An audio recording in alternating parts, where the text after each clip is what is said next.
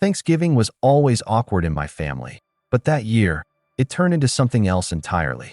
My name's Aaron. I'm 31 now, and for most of my adult life, I've kept things quiet. I've always been the quiet one, the helpful one, the one who never asked for much, just stayed in the background and did what needed to be done. Maybe that was my mistake. I guess when people get used to you being invisible, they start thinking you're not really there. Growing up, my brother Luke was the golden boy. Star quarterback in high school, scholarship to college, business degree. You name it, he had the spotlight. My parents, especially my mom, would light up whenever he walked into a room. "That's my boy," she'd beam, as if she were announcing royalty. Meanwhile, I was just Aaron. I got decent grades, kept to myself, got a job right out of college, and slowly started building a life. Nothing flashy, just solid. But somehow, none of that ever seemed to count. The real kicker? I was the one quietly helping keep everything afloat. My dad had a health scare about 5 years ago and had to cut back on work. The bills didn't stop, of course. So I stepped up, started covering the mortgage, utilities, some of the medical costs. It was never supposed to be permanent, just something I could do to help, you know? Family takes care of each other, or at least, that's what I thought. But the longer I helped, the less they seemed to notice. Or maybe they noticed and just decided it was owed to them. Luke never offered a dime. He'd show up on holidays in his newest suit or talking about some conference he'd flown to in Dubai or Toronto, Mom fawning over his every word like he was some corporate messiah. Dad would just nod along, sipping his whiskey, never saying much. And me? I'd usually be in the kitchen, checking the oven, bringing out dishes, helping clean up after. That Thanksgiving started like all the others. I got there early to help Mom prep, even though she barely acknowledged me when I walked in. "The potatoes need mashing," she said by way of greeting. No hug, no smile, just directions. I nodded, as always, and got to work. Luke showed up an hour later with a bottle of wine and a new girlfriend, someone named Danielle who barely looked old enough to drink. Everyone oohed and awed over her while I set the table, ignored in plain sight. Dinner was the usual routine of Mom bragging about Luke's latest big moves, and Luke acting like he invented the concept of work. Danielle laughed at all his jokes, loud and forced, and I just sat there, cutting my turkey into smaller and smaller pieces, chewing slow, staying quiet. Until the conversation shifted. It started with something harmless. Mom mentioned how it must be nice to live alone, implying I had it easy. I made a small joke, said something like, "Yeah, the mortgage fairy sure helps with that," just trying to brush it off. But then she gave me this look, cold and sharp, and said, "You know, Aaron, you've always acted like you're doing us some huge favor. You're not. You're just a burden, always have been." The whole table went silent for half a second. I actually blinked, thinking I'd misheard her. But before I could say anything, Luke chuckled, shook his head, and added, "At least I make this family proud." There it was. That line. That gut punch. Something about the way he said it, so casual, like it was a universally agreed upon fact, like I should already know and accept it. It just made something in me go still. I put down my fork, slowly, pushed my chair back, and stood up. I didn't say a word, didn't throw a fit, didn't even look at any of them. I just walked out, grabbed my coat, got in my car, and drove home. I remember the drive was weirdly quiet. I didn't even turn on the radio. My phone buzzed once or twice, probably text from Mom asking where I went, or maybe Danielle trying to smooth things over. I didn't check. I just drove in silence, parked, went inside, and sat on my couch for a long time, thinking. I thought about every bill I'd paid, every quiet sacrifice, every time I'd been there when they needed something, rides, groceries, last-minute repairs. I thought about how not once had I ever been thanked. Not once had anyone said, "We appreciate you." Instead, I got called a burden right after peeling potatoes for 3 hours and covering their mortgage again. For a while, I wasn't sure what to do. I was angry, yeah, but more than that, I felt numb. Like I just realized something I should have known a long time ago. They didn't see me as part of the family. They saw me as a tool, a utility, a wallet with legs. So I stopped. Cold turkey. No more payments. No more quiet help. No more being the family doormat.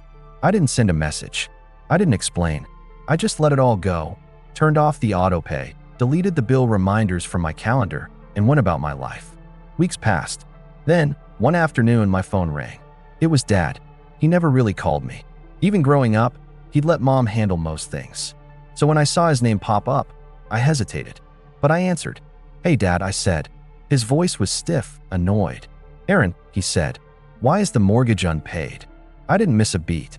I just leaned back in my chair and said, "Ask your pride and joy." Then I hung up. And that was when things started unraveling. After that call, the silence was deafening and telling. Nobody reached out. Not Mom, not Luke, not even with a half-hearted, "Hey, you okay?" It was like they expected me to crawl back the moment the consequences hit. Like my absence was just a tantrum. Temporary. They didn't understand yet. But they would. 2 days after Dad called, I got a text from Mom. No greeting, no context. Just, "We need you to sort out the mortgage before it affects our credit. Don't be childish." Childish. That was the word she chose. Not, "We're sorry," not, "Let's talk." Just a command, cold and clipped. I stared at the screen for a long time, thumb hovering. I could have said a lot. I could have let the years of resentment pour out in one long message. But I didn't. I left it on read and put my phone down. If they wanted to pretend I was just a cog in their machine, fine. Let's see how they function without me. The fallout came slower than I expected, but it came. I started hearing things through extended family, mostly from my cousin Rachel, who lived a few blocks from my parents. She called me one night with a nervous laugh. Just a heads up, your mom's been telling people you've been going through something. That you're not well lately." My stomach sank. "Not well." I repeated.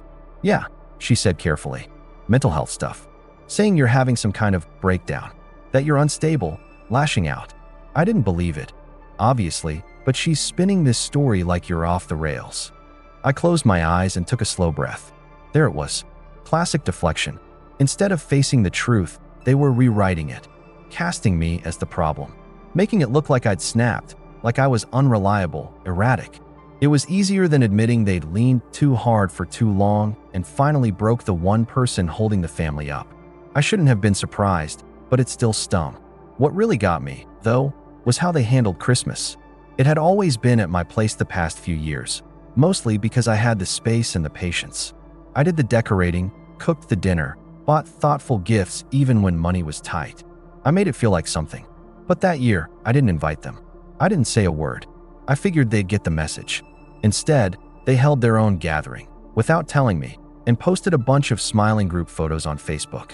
Luke grinning next to Mom. Danielle holding a glass of wine by the tree I bought them last year. The caption read, "Grateful for family.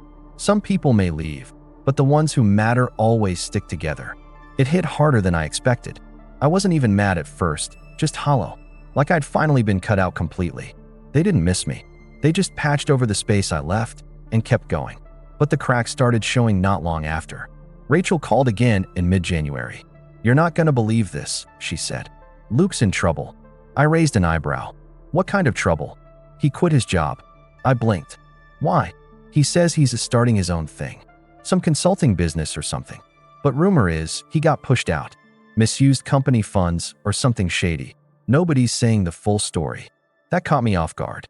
Luke had always been the golden child, sure, but not exactly the responsible type. He liked appearances, nice cars, flashy watches, designer suits. I'd quietly wondered for years how he afforded his lifestyle without it catching up to him. Now it sounded like it finally had. I didn't say anything to Rachel at the time, but in the back of my mind, a quiet thought stirred. They're going to come knocking again. And they did. It started with a long message from Mom, unusually sweet, almost performative. "Hey honey, I know things have been tense, but family is forever. We all say things we don't mean sometimes. Can we talk? Maybe have dinner soon? I'll make that roast you like." I didn't reply. 2 days later came another message, this one from Dad, clipped again. "We're going through a rough patch. Mortgage is 2 months behind now. Your mother's upset. Can you please help us out, just this once?" I stared at my screen and just laughed. Just this once? I'd been helping out for years, silently, without thanks, without recognition. And now, after being called a burden and cast aside like some bitter embarrassment, they wanted me to step in again, just this once. What struck me more than anything was how little they seemed to understand what they'd done. To them, I was still the fallback plan, the quiet one, the helper. They didn't realize that the silence wasn't temporary, that I wasn't coming back. Still, They kept pushing. Luke called one night. I didn't answer, so he left a voicemail. I listened to it once, then again, just to be sure I heard what I thought I did. Hey, Erin. Look, I know things got out of hand, but, you've always been good with money. And I've got this business idea that could really take off. I just need a little startup capital. Thought maybe you'd want in on the ground floor. Like an investment. Win-win, you know. I sat in stunned silence. It wasn't even an apology. Not a real one. Just a pitch. Like I was a venture capitalist, not his brother. Like he hadn't laughed in my face at Thanksgiving while I quietly carried the weight of his parents' financial stability. Something in me shifted after that call. I'd been quiet, but it wasn't just about hurt anymore. It was about clarity. I saw them now for what they were, and more importantly, what I wasn't to them. I wasn't family. I was a resource. And the moment I stopped being useful, they rewrote the story to cast me as the problem. But now I wasn't just done. I was done playing nice. And that's when I started making a plan. I didn't rush the plan. I'm not the dramatic type. I've never been the one to yell, to throw things, to storm out and demand people see my worth. No, I preferred quiet exits, silent steps, and then letting the silence speak for itself. But when someone tries to make a villain out of you just because you finally stopped bleeding for them, it starts to dig at something deeper. You start realizing that silence alone won't do it. Not this time. The betrayal, the one that changed everything, came about a week after Luke's voicemail. I was at work, sitting at my desk going through reports, when I got a call from an unknown number. I almost let it ring out, but something told me to pick up. Erin Miller, the voice asked. Male, polite, but firm. Speaking. This is Kevin Brooks with Lakeshore Lending. We're calling to follow up regarding your recent mortgage application. I froze. I'm sorry, what application? The man paused. I heard the rustling of paper. This is the application submitted on January 11th.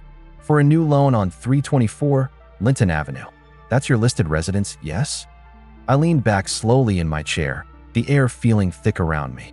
That was my address. My house. Hold on, I said, trying to keep my voice steady. I didn't submit any application. More silence. Then Kevin asked, carefully, you didn't authorize Luke Miller as a co-signer on this application? My stomach turned. No, I did not. I asked him to send over the documentation. He agreed. I hung up and sat there, stunned, staring at my desk without blinking. 10 minutes later, the email hit my inbox. Attached was a scanned PDF, and when I opened it, my name and information were all over the loan documents, along with Luke's. Forged signature. Forged income statement. He even submitted my bank information, accounts I hadn't shared with anyone in years. And most insulting of all, the intended use of funds box had been checked as capital for family business venture. I saw red. He didn't just try to use my generosity. He tried to steal from me. He tried to put my house up to fund some doomed idea. The same house I worked overtime to afford. The same house they all conveniently forgot existed when they called me a burden. It was like the years of being overlooked, dismissed, and manipulated collapsed into that one moment. Like every time I let something slide, every time I swallowed my pride and did what they needed, had brought me to this exact betrayal. I didn't cry. I didn't panic. I just sat there, still, numb. The way you feel after a car crash, when your body is fine, but your brain hasn't caught up yet. Then, slowly, I opened a new browser tab. I started with an email to my lawyer, a woman named Marissa I'd used a couple years ago for something work-related. I wasn't even sure she'd take a personal case, but I laid it all out. The forged documents, the bank info, the unauthorized loan application. I sent the PDF. I attached screenshots. I included the voicemail from Luke. Within 20 minutes, she responded. I can help. First step is locking down your credit. Second step is reporting this to the authorities. Third step is deciding how loud you want to be. That last line stuck with me. How loud do I want to be? I'd spent my whole life quiet, avoiding scenes, choosing peace over confrontation. But now they'd gone too far. Luke had tried to tie me into debt without asking. My parents had painted me as unstable to cover their own neglect. And when I stopped giving, they didn't ask why. They just demanded more. No, this time I'd be loud. I'd be undeniable. I didn't respond to anyone that weekend. I didn't answer texts, didn't pick up the phone. I spent the entire time going through old receipts, bank records, and emails. I built a timeline. Every payment I'd made for my parents, every mortgage deposit, every expense I'd covered. I labeled them, dated them, organized them into a clean folder. I wanted a paper trail so clean it could cut glass. Monday morning, I filed a police report for attempted identity theft and fraud. I handed everything over to Marissa, who drafted a cease and desist for Luke, legally barring him from using or accessing any of my financial records or personal information. She also added a clause to protect my house from any further activity without my explicit written consent. And just for good measure, I froze all my credit accounts, changed every password I had, set up two-factor authentication on everything. Luke wasn't getting near anything I owned again. 3 days later, I got a call from Luke. This time I answered. "Aaron," he said, like we were old friends. "Hey, listen, I think there's been some kind of misunderstanding. Save it." He stopped. "What?" "I know what you did. I have the documents. The bank called me directly. I've already filed the report, and you're going to be hearing from my lawyer." There was a pause, then a nervous laugh. "Dude, come on. It wasn't like that. I needed a little help, man. I figured we'd both benefit. It's not like I was going to mess you over or anything." "You already did," I said flatly. "You just didn't expect to get caught." "Okay, look," he said, tone shifting fast. "Let's just be real for a second, all right? You've always had help. You live alone. No kids, no real responsibilities. You can afford to float some cash. I'm trying to build something. You're just sitting there. Why not do something that actually matters for once?" That was the moment I realized he really believed it. He wasn't just manipulative. He genuinely thought he was entitled to my life, my money, my home. Because in his mind, he mattered more. I was just the quiet one, the background character, the fallback plan. I hung up without another word. That was when the real fallout began. The days that followed were some of the hardest I've had in years. Not because of what Luke did. By then, I'd already locked everything down. I wasn't in danger of losing my house, and my finances were safe. No, the real weight came from something deeper, something colder. I hadn't realized how much I still wanted to believe my family would come around. That maybe, after everything, they'd see what they had done. Maybe they'd apologize. Maybe I'd hear my dad say something, anything, about how wrong it was, about how far things had gone. But the silence told me everything I needed to know. No one called to ask what really happened. No one reached out to say, "We're sorry Luke did that." Instead, they doubled down. Rachel called again, her voice tight and low like she didn't want to be overheard.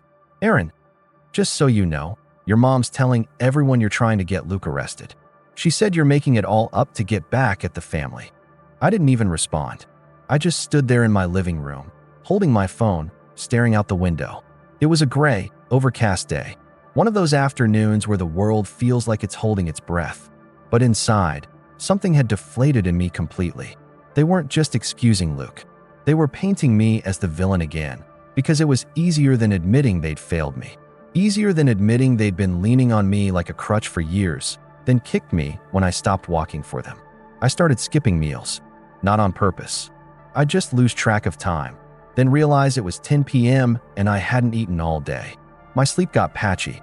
Some nights I'd lie awake staring at the ceiling, going over every Thanksgiving, every birthday, every time I'd smiled through a hurt just to keep the peace. The thing that broke me wasn't even a dramatic moment. It was a Wednesday morning. I opened the fridge, saw a half-empty carton of eggs and stale bread, and realized I didn't have the energy to make anything.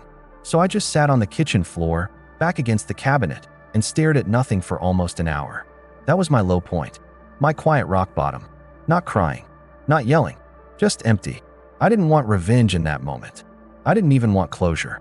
I just wanted to not care anymore. I wanted to erase the need for their approval, to finally accept that it was never coming. That nothing I did would ever be enough for them, because they never actually wanted me to succeed. They just wanted me to stay in place. Useful, invisible, silent. The next day, I did something I hadn't done in a long time. I packed a bag, got in my car, and drove out to the lake. There's a cabin out there, small, tucked between tall pines, with a crooked little dock that creaks when you walk on it. It used to belong to my grandfather.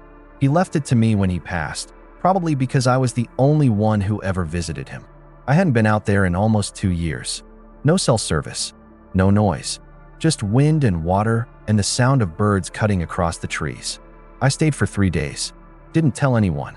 Didn't bring my laptop. Just a notepad, some books, and a thermos full of coffee. I sat by the water, walked the trails, let my brain settle. And slowly, without even trying, the plan started to take shape. Not one of revenge, but of release. I'd been holding on to this idea of family for so long. Like if I just proved myself enough, they'd see me, love me, be proud. But that version of family didn't exist, at least not with them.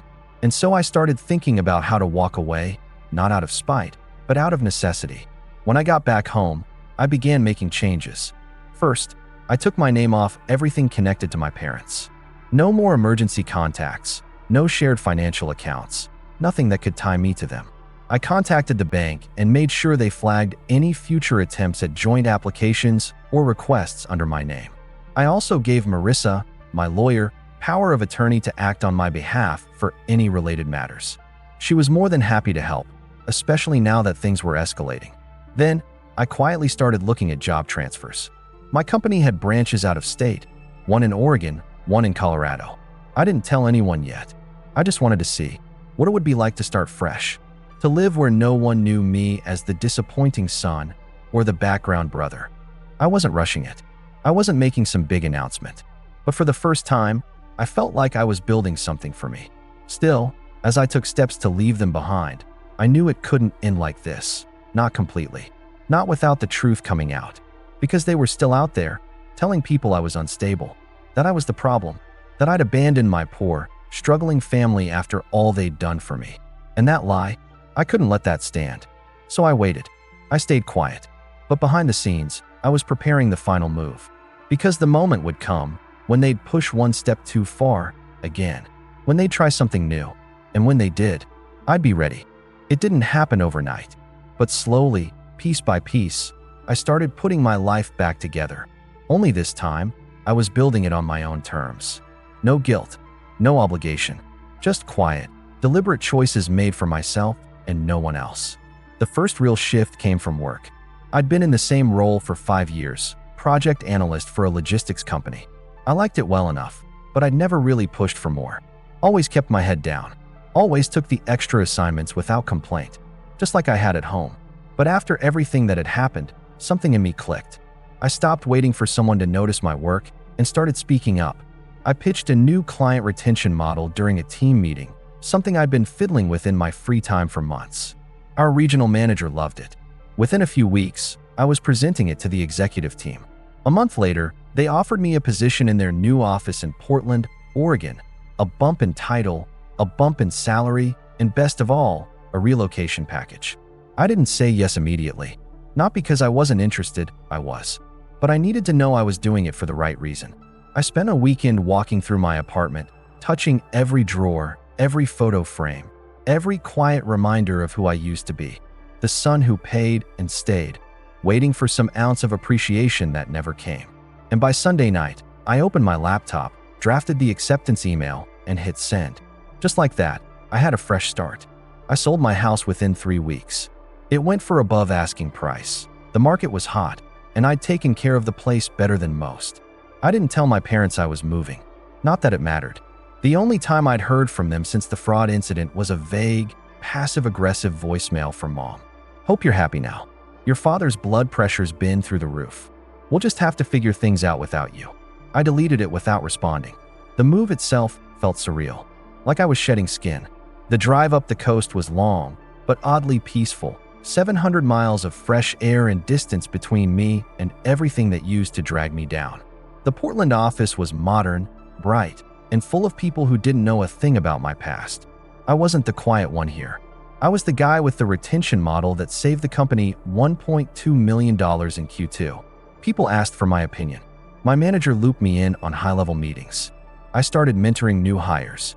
For the first time in my adult life, I felt seen. And with that visibility came leverage. I started a side hustle, something I'd been thinking about for a while. I built a website that helped small businesses automate their delivery logistics using simplified tools I'd developed over the years. I didn't expect much from it, but within 6 months, I had a dozen clients and more than enough extra income to feel the weight of financial fear lift entirely off my shoulders. I joined a hiking group, started seeing a therapist, took a pottery class, of all things. I wasn't trying to find myself. I was just finally giving myself permission to be something beyond what my family told me I was. And with each step, my confidence grew. But so did my clarity. The more distance I gained, the more obvious the pattern became. My parents weren't just toxic, they were dependent on controlling the narrative. As long as I was quiet, they could paint themselves as the loving, self-sacrificing parents who were being mistreated by their ungrateful son. Luke was the success story. I was the failure who got weird and distant. But what they didn't know, what they couldn't possibly predict, was that I'd been documenting everything. Emails, voicemails, bank statements, text messages, all neatly organized in a cloud folder. And with my lawyer's help, I'd filed a civil complaint for attempted fraud and identity theft. It was slow-moving, legal stuff always is, but it was real. And eventually, Luke would be served. But that wasn't even the part that excited me anymore. No, what I was really waiting for was the moment they'd try to rope me back in again. Because they would. People like that always do. They'd wait until the financial strain hit again. Until Luke's next big venture failed. Until Dad's blood pressure became more than a voicemail weapon. Then they'd reach out, full of syrupy apologies and desperate charm. And this time, I wouldn't just ignore them. This time, I'd answer. But not as the silent son they used to rely on. Not as the fallback plan. I'd answer as the man who no longer needed them. Who had built his life up from their rubble and stood taller than they ever expected. And I wouldn't just walk away. I'd burn the bridge they built. But first, I waited. And as I waited, I got stronger. Because sometimes, the best revenge isn't about what you do. It's about who you become. And I was becoming someone they would never recognize. Or control. And they had no idea what was coming next. It was early spring when the opportunity finally came. Not with a bang, but with a casual email buried in a pile of spam. The subject line read, Miller Family Mortgage, Urgent Inquiry. At first, I thought it was junk. I almost deleted it. But then I saw the sender, an assistant manager from a small regional bank back home. That got my attention. I opened it, read it twice, then sat back in my chair, quietly stunned. The message was short. It said there had been a delinquency reported on a property I had previously been associated with, and they were reaching out because my name had been listed as a prior financial contributor on the account. The address was familiar, my parents' house. The same one I'd paid the mortgage on for years. The same one I'd stopped paying after Thanksgiving. I called the bank directly. The woman who answered, polite but clearly overworked, confirmed what I suspected. The house was in pre-foreclosure. Payments hadn't been made in over 4 months. The balance had ballooned with late fees. She asked if I had any intention of assisting in bringing the loan current. I smiled and said no, but I might be able to help in another way. Because that email? That wasn't just a warning, it was a window. A small crack in the wall they'd tried to build without me. And behind it, I could see everything starting to crumble. I reached out to Marissa the same day. She pulled the public records and confirmed the foreclosure notice had been filed. Even better, the bank had sent multiple notifications, which meant the clock was ticking. The property would be listed for auction within 60 days. And that's when it clicked. They were going to lose the house. The house they always said would be passed down to Luke someday. The house Mom had once called our legacy. The house I kept afloat for years while they treated me like a live-in ATM with no emotional value. And now, it was about to be taken. Unless someone stepped in. Unless someone bought it. That's when the idea began to grow. It started as a flicker, a petty thought, a quiet what if. But the more I thought about it, the more I realized it wasn't about revenge anymore. Not entirely. It was about closure. About taking back something they'd always dangled over me like a prize I'd never earn. And this time, I wouldn't just earn it. I'd own it. I had the means. Between my new salary and the steady income from my side business, I was in the strongest financial position I'd ever been in. I reached out to a realtor friend in Portland, explained the situation, and asked if she could help me quietly monitor the foreclosure process. She was curious, maybe a little concerned, but agreed. Then I dug deeper. Rachel, bless her soul, still kept in touch. She didn't know the full extent of everything. I didn't want to drag her into it, but she knew just enough to keep me updated. One night, she called and told me something that made the entire picture snap into focus. So, Luke's back living with your parents, she said. His startup's gone. Danielle left. Apparently, he was borrowing money from everyone. Friends, old coworkers, even Mom and Dad. They're broke, Aaron. I leaned back in my chair, nodding slowly. Are they selling anything? Not yet. But your mom was at church last weekend whispering about needing a miracle. Whatever that means. I thanked her, hung up, and sat in the quiet for a long time. It was time. I contacted a local investment group that specialized in acquiring distressed properties. I didn't use my name, just a shell LLC I'd set up months ago for tax purposes. Marissa helped with the paperwork. The plan was simple.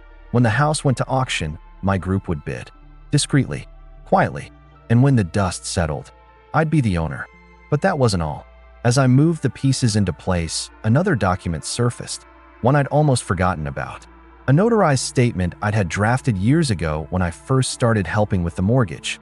It laid out my financial contributions, signed by my parents, acknowledging that I had covered over $90,000 in payments and repairs as a gesture of goodwill and support. Marissa reviewed it and smiled. If they ever contest your purchase or try to claim the property was unjustly taken, this will bury them. It wasn't just a receipt. It was protection, leverage, proof that I wasn't some estranged son trying to steal the family home. I was the one who'd saved it until they turned on me. Now, I was simply reclaiming what they'd thrown away. I took the final step. I arranged to fly back home the week before the auction.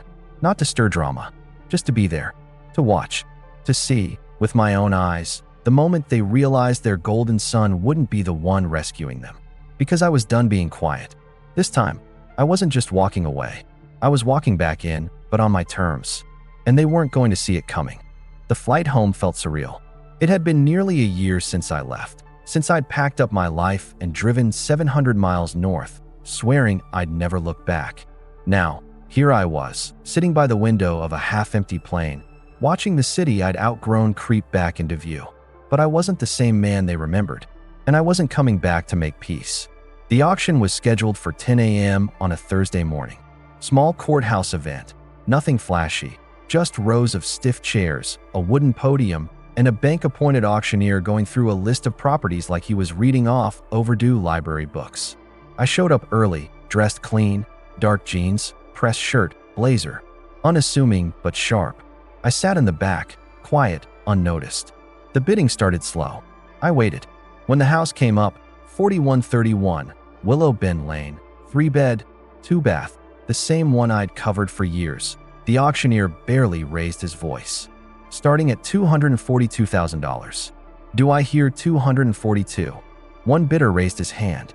A woman I didn't recognize. Probably a flipper. Do I hear 245? My agent, the one I sent in under the LLC, raised her paddle. Calm, confident. 245. Thank you. Do I hear 250? Another bidder joined. Then it became a mild back and forth. A few nods, a few counters. No drama. Until 260 hit. That's when the other bidders backed down. The room got quiet again. 260 going once, twice, sold. The gavel came down. Just like that, it was mine. My house.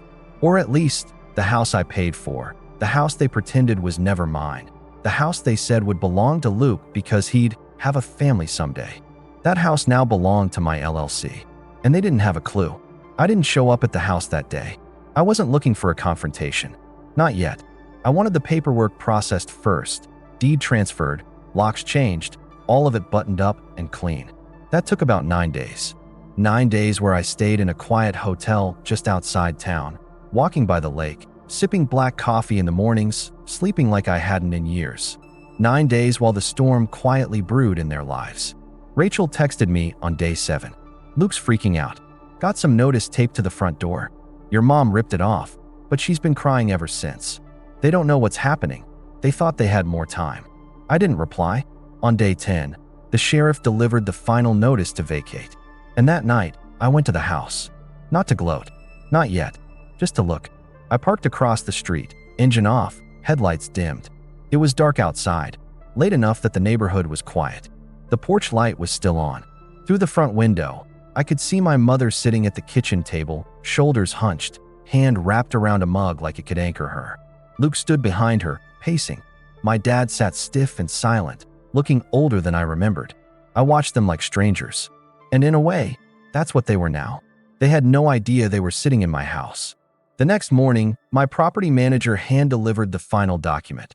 A formal notice of ownership and intent to renovate the property, effective immediately.